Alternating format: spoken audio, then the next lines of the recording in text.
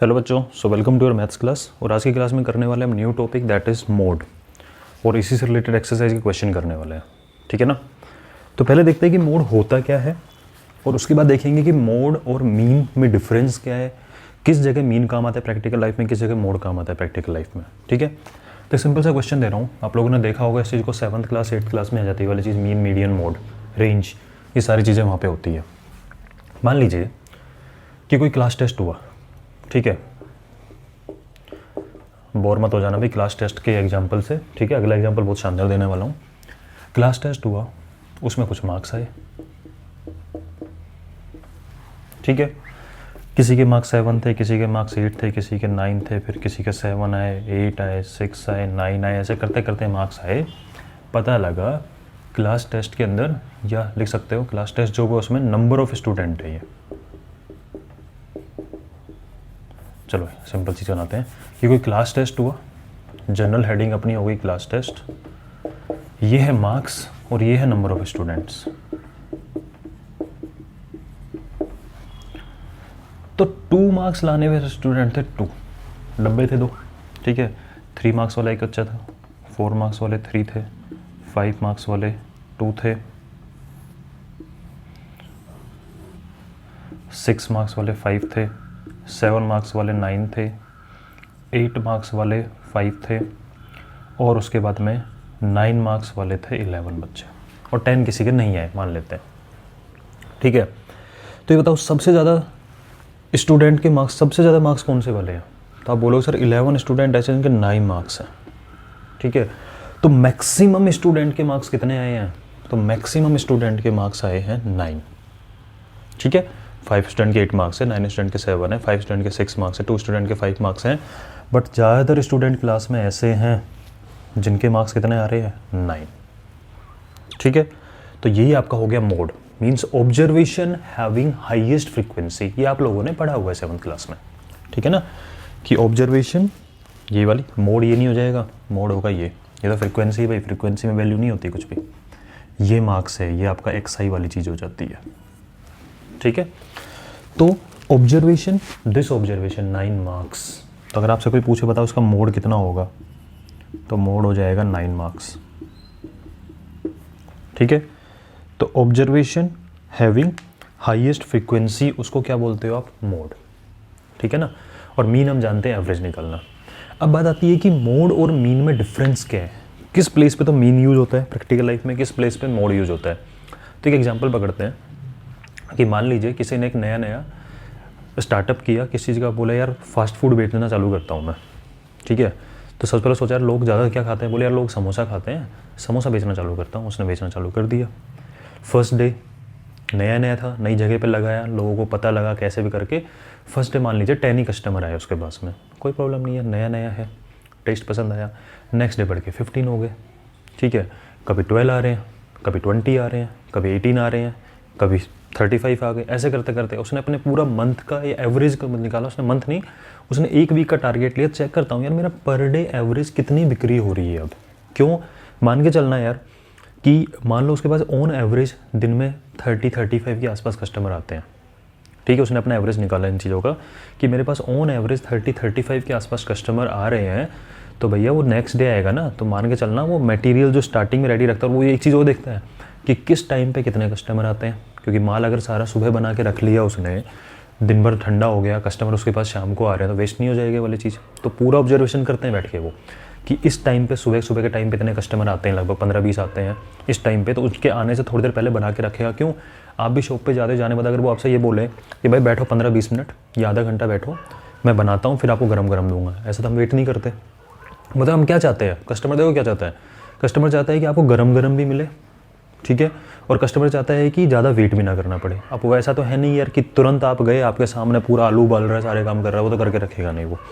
इसका मतलब उसको ऑब्जर्वेशन करके रखना पड़ता है कि अप्रोक्सीमेट इस टाइम पे इतने कस्टमर आते हैं, तो इतना माल तो मुझे कच्चा माल रेडी करके रखना है, तैयार करके रखना है, जैसे ही आया 5 मिनट में तैयार करके दे दूँ।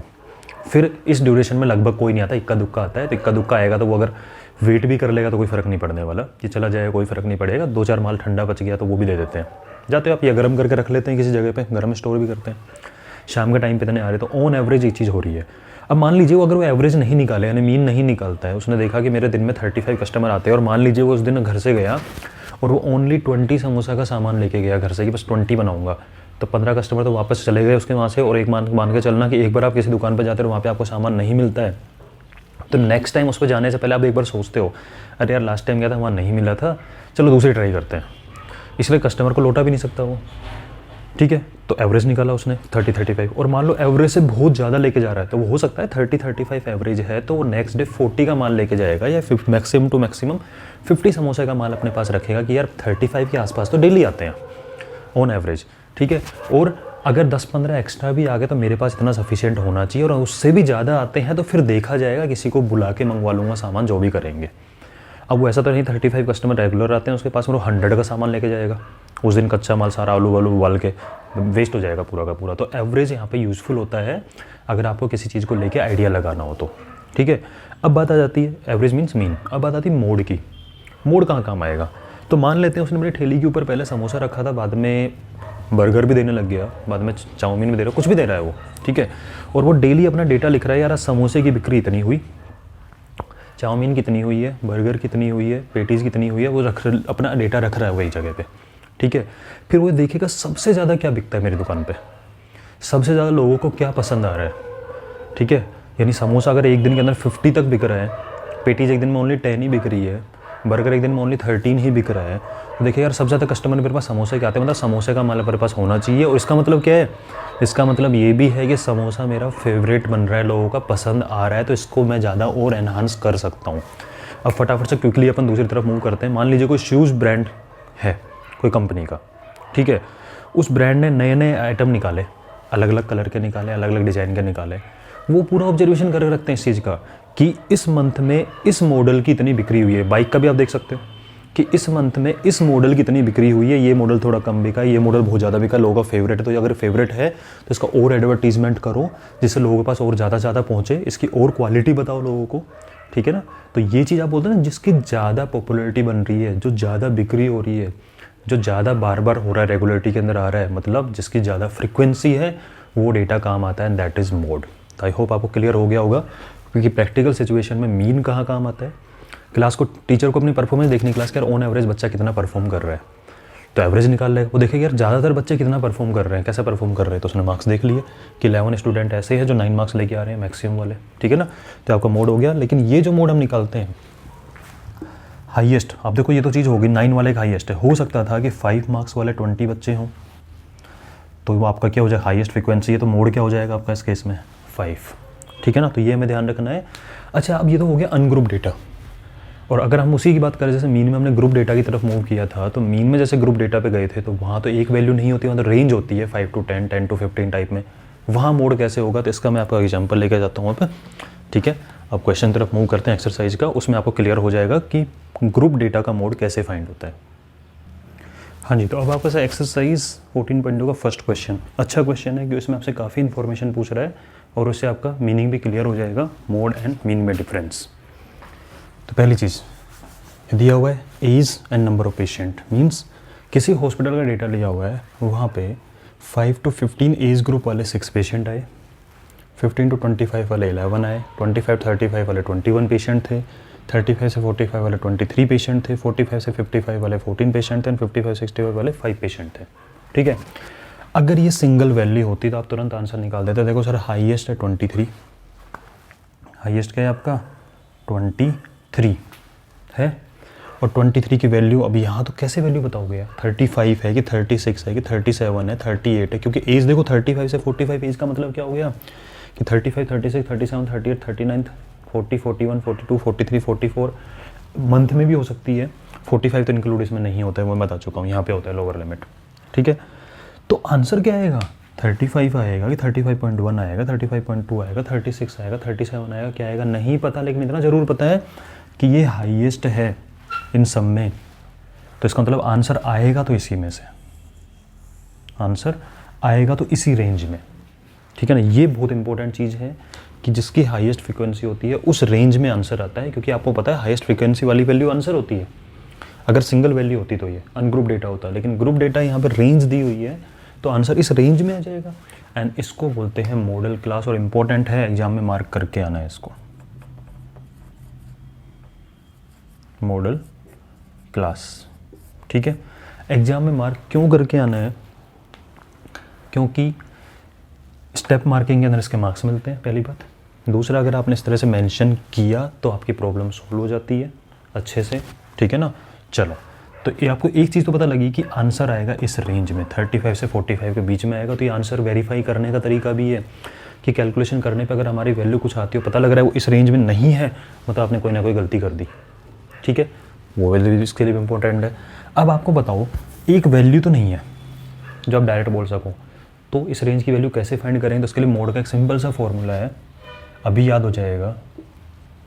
मोड इक्वल टू होता है आपका L plus F1 minus F0 upon 2F1 minus F0 minus F2 multiply by H। क्या क्या है अभी समझ में आ जाएगा, सुन लो। पहली बात तो यहाँ पे L दिख रहा है, L का मतलब किसी का यूज़ किया गया फर्स्ट लेटर, तो L मतलब होता है लोअर लिमिट। L मतलब क्या होता है, लोअर लिमिट। यहाँ पे L की वैल्यू होती है, L का मीनिंग होता है लोअर लिमिट। किस चीज़ की लोअर लिमिट यार, आपको पता है क्लास इंटरवल में दो चीज़ होती है, एक लोअर लिमिट होती है, एक upper limit. Lower limit upper limit, lower limit upper limit, lower limit upper limit, lower limit upper limit है ये। तो किसकी लोअर लिमिट, अरे यार अभी अभी आपने मॉडल क्लास को स्पेसिफाई किया है, कुछ इतने बड़े डेटा में से आपने एक चीज़ स्पेसिफाई कर दी कि आंसर तो यहाँ मिलने वाला है, ठीक है। तो इसी के लोअर लिमिट की बात करेंगे, तो lower limit of modal class. इसलिए मॉडल क्लास को चुनना बहुत इंपॉर्टेंट है भाई, स्पेलिंग वगैरह देख लेना, कुछ अगर गड़बड़ हो जाए तो कोई फ़र्क नहीं पड़ता उससे वैसे, ठीक है। Lower limit of modal class, L का मतलब समझ में आ गया। तो यहाँ पे L की वैल्यू कितनी हो गई, 35। उसके बाद H की बात करें तो S होता है क्लास इंटरवल, कितना गैप है, तो कितना गैप है 5 to 15, 15 to 25, 10 का गैप चल रहा है। तो यहाँ पे H की वैल्यू होगी 10, ठीक है। अभी लिखेंगे, मैं आपको सिर्फ फॉर्मूला का आइडेंटिफाई। अब तीन चीज़ दिख रही है आपको यहाँ पे, क्या, F1, F0, F2। आप मुझे बताओ उनका सीक्वेंस क्या होता है। तो आप बोलते देखो सर पहले F0 आता होगा, फिर F1 आता होगा, फिर F2 आता होगा। भाई अगर हम इन सब्सक्रिप्ट के हिसाब से चलें कि F1, F2, F3, F4, F5, तो F0 फिर F1 फिर F2 का नंबर, मतलब तीनों आएंगे इसी सीक्वेंस में, ठीक है। अब इसी सीक्वेंस में आएंगे तीनों, और आपने अभी अभी ये आइडेंटिफाई किया है, इसलिए से सीक्वेंस को यहाँ बैठा दो। कैसे, ये होता है F1, इससे पहले वाला F0 और बाद वाला F2। यानी सारा फोकस हमारा किस पे है, इसके ऊपर है, मॉडल क्लास पे। तो इसकी जो फ्रीक्वेंसी की वैल्यू है ये 23, that is F1, 21 is F0 and 14 is F2, ठीक है। अब आपका सारी वैल्यू आ गई, तो आप क्या लिख सकते हो, इस चीज़ को लिखोगे तो कि F1 equal to frequency of modal class, F0 frequency of class preceding of modal class, यानी मॉडल क्लास से पहले वाली बुक में दिया हुआ है, आप देख लेना वहाँ से, ठीक है। फॉर्मूला का अपन को ज़्यादा लिख के एग्जाम में फॉर्मूला थोड़ा समझाना है, अपन समझ में आना चाहिए क्या। F1 होता है ये मिडिल वाला, यानी कि frequency of modal class, F0 से पहले और F2 उसके बाद, क्योंकि आपको पता है सीक्वेंस है ये F0, F1, F2, ठीक है। हो गए सारी चीज़ें। तो L is lower limit, H is class interval, कितना गैप है, ठीक है। F1 खुद का, F0 पहले वाले का, F2 बाद वाले का, ओके। उसके बाद याद कैसे करेंगे, तो नेचर देखो सेम दिख रहा है, क्या, F1 में से F0 को सब्ट्रैक्ट करना है, कर सकते हैं, बाद वाले में पहले वाले को सब्ट्रैक्ट कर सकते हैं। फिर उसके बाद में अगले में है F का डबल हो गया 2F1। अब 2F1 हुआ है, नेचर ऊपर जैसा ही, जैसा ऊपर है वैसा ही नीचे रखना है। तो 2F1 हुआ है तो इसमें दो चीज़ें सब्ट्रैक्ट करो, डबल हो गया ना भाई। भाई यहाँ पे एक था अकेला F1, तो एक ही लड़ने आया उसके साथ में F0, सब्ट्रैक्शन मतलब लड़ाई होती है, ठीक है। यहाँ जैसे डबल हुए, डबल क्यों होना पड़ा इसको, क्योंकि अब लड़ने वाले दो लोग आ गए उसके साथ में, तो इसे डबल हो गया। तो एक बार तो F0 लड़ा और F2 भी लड़ा, ठीक है। तो ये नेचर ऊपर जैसा ही है, F1 माइनस F0, नीचे F1 का डबल किया तो F0 F2 दोनों को सब्ट्रैक्ट कर दो। तो अगर हम यहाँ बात करें तो आपको क्या लिखना है, देखो एग्जाम में आए हो, इसको तो नोट कर लो एक बार। अब मैं एग्जाम पॉइंट ऑफ व्यू से बताता हूँ क्या क्या लिखना है वहाँ पे। तो एग्जाम में आपकी ये टेबल बनेगी, मॉडल क्लास मेंशन करोगे, ठीक है। उसके बाद फॉर्मूला लिखोगे इसका, फिर लिखोगे here L equal to lower limit of modal class में 35, H equal to class interval 10, same चल रहा है, सेम ही होता है जनरली, ठीक है, अपने लेवल पे सेम की बात चल रहे हैं। अदरवाइज इसमें होता है कि आप कुछ अज्यूम कर लो एप्रोप्रिएट, लेकिन अपना सेम मिलेगा। F1 23, F0 इससे पहले वाला 21 एंड F2 बाद वाला 14। इतना डेटा आपको लिखना है, स्टेप मार्किंग में प्रॉब्लम नहीं आएगी, ठीक है। अब लिख दो mode L mean 35 plus F1 minus F, इसको सोल्व करना बताऊंगा, कुछ बच्चे गड़बड़ तरीके से सोल्व करते हैं। F1 मीन्स 23, यहाँ फिंगर रखना स्टार्ट करो, इनको नहीं देखते हैं अपन, ठीक है, यहाँ फिंगर रखो। अच्छा, F1 23 minus F0 21, twice of F1 23 का double 46 minus F0 21 minus F2 14 and multiply by H is 10। यहाँ से डेटा निकालना अगर सीख जाओगे ना, तो ये चीज़ें, ये स्टेप ऐसे लिख के दिखाने के लिए बनेगा फिर, ठीक है, लिख के जरूर दिखाना है इस चीज़ को। यहाँ से डेटा उठाना सीखो, प्रैक्टिस इसी से होगी। क्यों, कभी कभी होता है यहाँ से गलत लिख देते हैं, तो यहाँ से डेटा उठाना सीखो। H is 10, this is 35 plus 23 minus 21 is 2 divide by 46 में से 21 एंड 14 यानी 35 सब्ट्रैक्ट कर दो तो 11 बचेगा और ऊपर 10 है। LCM मत लेना। अच्छा, आपको एक चीज़ यहाँ पे समझ में आ रहा है, देखता बताता हूँ। ये हो गया 20 डिवाइड बाई 11, 11 1 जा 11, 9 11 8 जा 88, 2 11 1 जा 11। ध्यान कुछ कर रहे हो क्या? हमने कहा था स्टार्टिंग में इस रेंज में आंसर आने वाला है, तो आपने आंसर की स्टार्टिंग ही 35 प्लस से की है कि 35 से बड़ा कुछ आएगा। 35 प्लस 0 भी हो सकता है, कोई प्रॉब्लम नहीं, 35 भी आ जाए, इस रेंज में आना चाहिए, ठीक है। तो तब खुद देखो 35 प्लस कुछ कर रहे हो, 35 में छोटा सा पार्ट ऐड हुआ तो आंसर बना 36.8, क्योंकि डेसिमल के बाद छोड़ दो इसको, 36.81 लिख दो, जो लिखना लिखो। And this is years. क्यों? क्योंकि बात किसकी हो रही थी? एज की। तो ये एज ही तो है, 5 to 15 ईयर्स, 15 to 25 ईयर, तो यूनिट ज़रूर लगती है, ठीक है। तो आप तो अपना आंसर वेरीफाई भी कर लो आप इस चीज़ का कि 36.81 इसी रेंज में आ रहा है। अब बात आती है कि मीन फाइंड करो, तो मीन आप खुद फाइंड कर सकते हो, बता चुका हूँ। उसकी वैल्यू निकली 35.37। फिर लिखा हुआ है कंपेयर करो, इंटरप्रेट करो इस चीज़ से कि इसका मीनिंग क्या निकल रहा है। इसका मीनिंग ये निकल रहा है, अगर अपन मोड की बात करें तो मोड बोलता है कि वो हाईएस्ट फ्रीक्वेंसी वाला डेटा, हाईएस्ट फ्रीक्वेंसी वाले ऑब्जर्वेशन। इसका मतलब कि ज़्यादातर पेशेंट या मैक्सिमम नंबर ऑफ पेशेंट इस एज ग्रुप के हैं, तो आपको पता ही है मोड है, तो आप लिखोगे कि मैक्सिमम नंबर ऑफ पेशेंट की एज कितनी निकल के आ रही है, 36.81। मैक्सिमम एज ग्रुप वाले जो पेशेंट होंगे वो इस ग्रुप में होंगे, और वैल्यू क्या होगी उनकी, ये। तो मैक्सिमम पेशेंट जो आ रहे हैं वो इस एज के आ रहे हैं, तो इससे एक आइडिया लग जाता है कि यार यहाँ पे ना यंग पॉपुलेशन ज़्यादा आती है, ठीक है ना। ये वाले जो मिडिल एज वाले होते हैं 35-36 के अराउंड वाले लोग ज़्यादा आते हैं, तो उसके अकॉर्डिंग देखेंगे अपना वो भी डेटा उनका यूज़ होता है कि किस एज ग्रुप वाले पेशेंट ज़्यादा आ रहे हैं, उनके अकॉर्डिंग किस किस फैसिलिटी की रिक्वायरमेंट है। अगर ज़्यादा एज वाले ग्रुप वाले आते हैं 60-70, तो उनकी कुछ अलग बीमारियाँ होती हैं, ठीक है। जिस बच्चे टाइप में आते हैं उनकी कुछ अलग बीमारियाँ होती हैं, तो उनको जो डॉक्टर वहाँ पे रखने हैं हॉस्पिटल को, वो इस डेटा का यूज़ करके बताएगा, अच्छा यार यहाँ पे ना अप्रोक्सीमेट 36 एज के आसपास वाले लोग आते हैं, तो हमें इस 36 एज के अंदर ये बीमारियाँ कॉमन होती है, तो हमें इनके डॉक्टर को ऐसे रखना पड़ेगा वहाँ पे। काम आ रही इन्फॉर्मेशन। सेकेंड, मीन क्या बोल रहा है? मीन बता रहा है कि वहाँ पे जो पेशेंट आ रहे हैं उनकी एवरेज एज क्या है, 35.37। मतलब ऑन एवरेज जितने भी पेशेंट है सबका एवरेज निकाला गया, 35 ईयर एवरेज निकल के आया, ठीक है। मतलब हमारे यहाँ पे जो एवरेज है, सब बोलते हैं इंडिया की एवरेज पॉपुलेशन कितनी है, सारे पॉपुलेशन उन सब की एज का सम कर दो और नंबर ऑफ पॉपुलेशन जितनी उनसे डिवाइड कर दो, तो एक एवरेज एज। इंडिया को यंग कंट्री माना जाता है क्योंकि यहाँ पे यंग पॉपुलेशन ज़्यादा है, वो कंट्रीब्यूशन ज़्यादा कर रही है, डिनोमिनेटर वैल्यू ज़्यादा आ रही है, न्यूमरेटर वैल्यू कम कंट्रीब्यूट कर रहे हैं, वो छोटी छोटी एज उनकी ऐड करने पे, तो यंग पॉपुलेशन माना जाता है इंडिया को, ठीक है। तो क्वेश्चन हो गया वाला मोड का, सिंपल है, L plus F1 minus F0/2 F1 minus F0 minus F2 multiply by H। इस तरह सोल्व करेंगे। LCM मत ले लेना, 11 मल्टीप्लाई जिस करके और रायता फैला रहे हो, इसको सेफ रखो, इसको सोल्व करो डेसिमल में और बाद में ऐड करो, ठीक है। Now come to next question.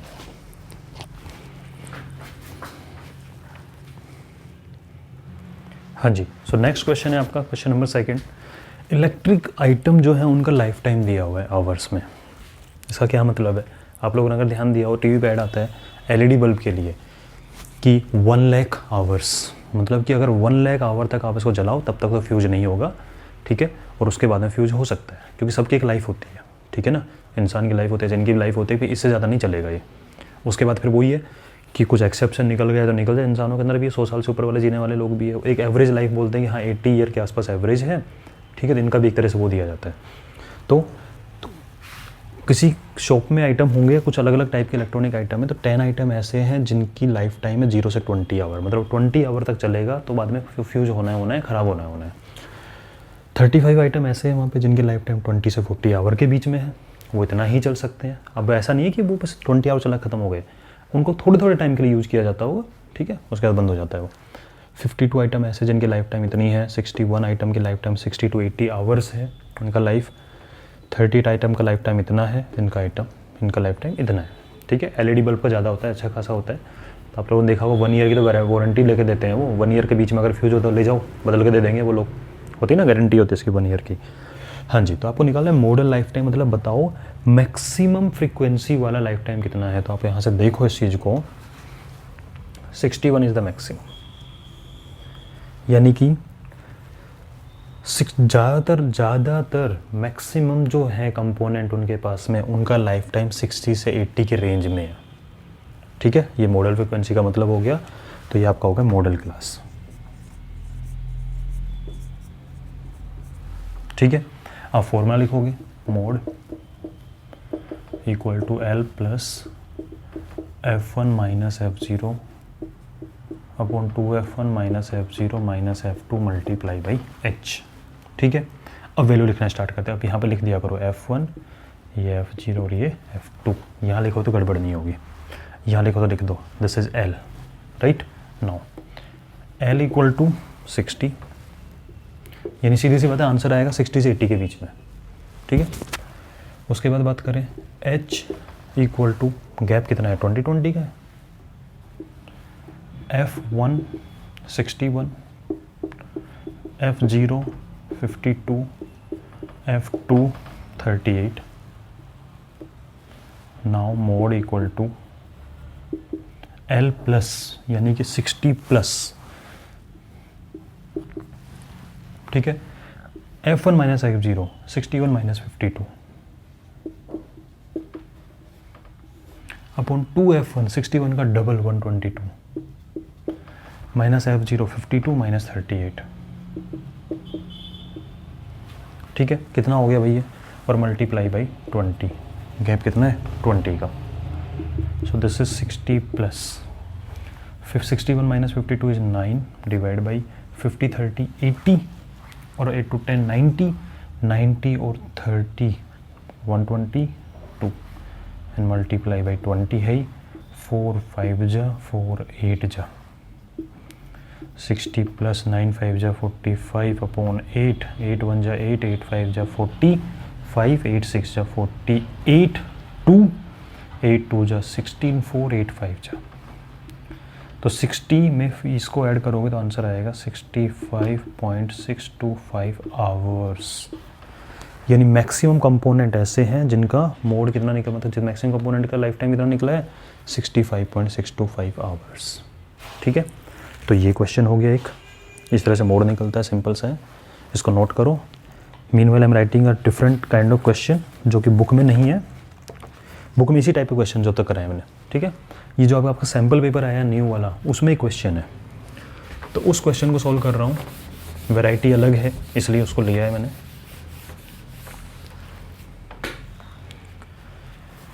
इसको नोट कर लीजिए, I am writing that question. हाँ जी, क्वेश्चन इंटरेस्टिंग है, थोड़ा सा दिमाग हिलाएगा लेकिन मज़ा बड़ा आएगा इस क्वेश्चन करने में। क्या है question, mode of following data is 67। आपको दे दिए मोड की वैल्यू दे दी, जैसे फर्स्ट वाले में अपन ने किया था ना एक्सरसाइज 14 में मीन की वैल्यू गिवन थी, तो हमने रखा था मीन की जगह पे और सोल्व करके निकाल दिया था, ठीक है। Mode of following data is 67, चलो अच्छी बात है। फाइंड एक्स, फ्रीक्वेंसी में एक टर्म मिसिंग कर दिया, ठीक है, इसकी वैल्यू निकालो। अब अपना सबसे पहला काम क्या होता है, अगर आपको मोड फाइंड करना, आपको मॉडल क्लास की नीड होती है। अब मॉडल क्लास कहाँ से लाऊँ मैं, आपका सर 15 सबसे ज़्यादा है इनमें। क्यों भाई, x की वैल्यू 15 से ज़्यादा नहीं हो सकती? हो सकती है, x की वैल्यू कुछ भी आ सकती है यहाँ पे, ठीक है। तो आप ऐसे कैसे बता दोगे कि 15 सबसे ज़्यादा है?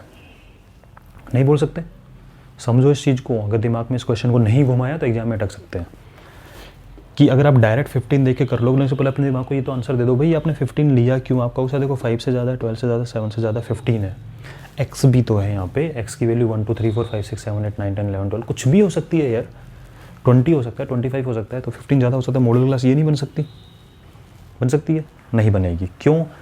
जब भी ऐसा क्वेश्चन आएगा इसमें मोड गिवन होगा, ज़रा मोड को नज़र डालो, क्या है 67। और आपको पता है कि 67 मोड है, किसी रेंज में होगा, और 67 किस रेंज में आ रहा है। अब आप मॉडल क्लास इस 15 को देख के डिसाइड नहीं कर रहे, ठीक है। आप किसको देख के डिसाइड कर रहे हो? 67। तो आप लिखोगे एज मोड इक्वल टू 67, सो जो आपकी मॉडल क्लास होगी दैट विल बी 60 to 70 के बीच में ही तो आता है 67। और आपको पता है कि अगर आपने मॉडल क्लास 60 to 70 चूज किया है, इसका मतलब आपका आंसर किसके, इन दोनों के बीच में आना चाहिए, जो कि आ रहा है। तो इस वाले में आपको मॉडल क्लास ऐसे फाइंड करना है, 15 को देख के नहीं, किसको देख के, मोड को देख के, ठीक है। बस मॉडल क्लास पता लग गया, आप लिखोगे mode equal to L plus F1 minus F0 upon 2F1 minus F0 minus F2। अगर आपने आज ही 3 बार फॉर्मूला लिख दिया ना क्वेश्चन में तो याद भी हो जाएगा। अब मैं डायरेक्ट वैल्यू रख रहा हूँ, ठीक है। तो ये है आपका F1, this is F0, this is F2, this is L and H equal to 10। 40 से 50, 50 से 50, 10 वैल्यू रख रहा हूँ direct. Mode means 67 equal to L means 60 plus F1 minus F0. F1 is 15 minus F0 is x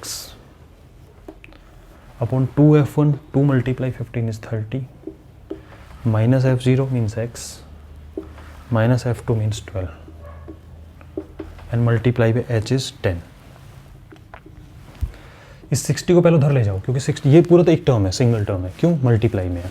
तो 60 addition में था, इसको उधर ले गया, तो 67 माइनस 60 इक्वल टू, ये 10 न्यूमरेटर के साथ मल्टीप्लाई है, तो 10 को मैं अंदर मल्टीप्लाई करूँगा तो 15 मल्टीप्लाई 10 तो 150, और 10 मल्टीप्लाई x इज 10x, और डिनोमिनेटर में आ रहा है 30 में से 12 सब्ट्रैक्ट करो तो 18 माइनस x, ठीक है। और ये वैल्यू किसके इक्वल आ गई, 7 के, तो 7 equal to this, cross multiply कर लो, तो 18 माइनस एक्स जब 7 से मल्टीप्लाई होगा तो 7 18 से होगा तो, और 7 x से होगा तो, और equal to 150 minus 10x। 10x को इधर लेके आओगे, प्लस का 10x, plus 10x minus 7x is 3x। 150 उधर जाएगा तो माइनस का 126, that will be 24 and x equal to 8, 24 divide by 3। इसका मतलब इसकी वैल्यू क्या निकल के आई आपकी, x की 8 रख के देख लो, अभी तो आप कर रहे हो, प्रैक्टिस कर देखो, 8 रख के देखो इस फॉर्मूला में क्या आपका आंसर 67 आ रहा है। यानी अब आप इस क्वेश्चन को मॉडिफाई कर लो, यहाँ 8 रखना और एक बार फटाफट से इस फॉर्मूले का यूज़ करके मोड निकाल के देखो, वो 67 ही निकल के आएगा, ठीक है। So that's all about your exercise 14.2। I hope remaining question आप लोग कर लोगे आराम से, ठीक है। नेक्स्ट क्लास में मीडियन से रिलेटेड, मीडियन की क्लास देखते हैं, एक क्लास में खत्म होती है कि 2 क्लास में खत्म होती है, इसका कोडिंग करेंगे उसको, राइट। ये क्लास थोड़ी लंबी हो सकती है, क्लियर है। चलो, टिल देन टेक केयर।